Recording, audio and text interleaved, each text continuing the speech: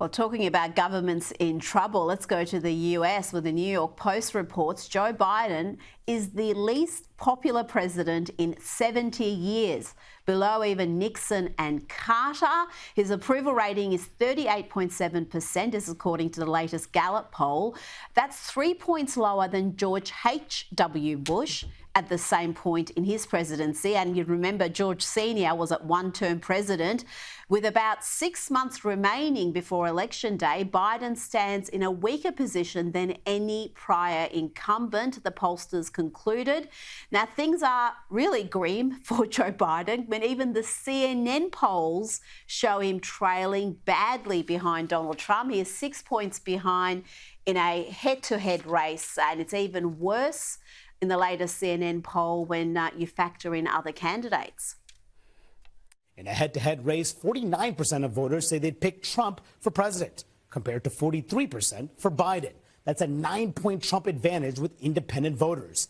And add in third-party candidates, and Trump's lead jumps even more. He has 42% to Biden's 33%, and Robert F. Kennedy Jr. gets 16%. Voters, 4 years later, have a better view of Trump's presidency compared to Biden's. 55% say Trump's time in office was a success, with only 39% saying the same about Biden's presidency.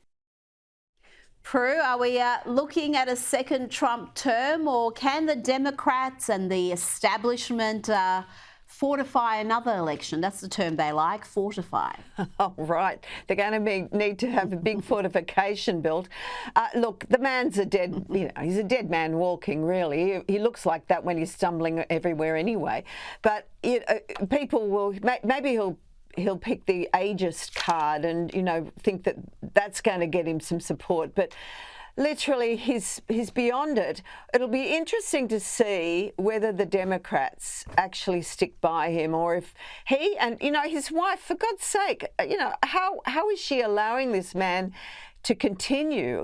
It's just really embarrassing, if not really quite pathetic, to see him in full force. So maybe the Democrats will read it and say, no, it's time to tap him on the shoulder. I know it's his choice, but why would he want to face this defeat unless Hunter's got a few more, gigs that he wants to get going before they actually, leave the White House? But it's a pretty pathetic situation when you've got Trump, who, really everybody's really thinking, wow, a second term of Trump. But boy, he's got to be better than Biden. Anyone would be better than Biden.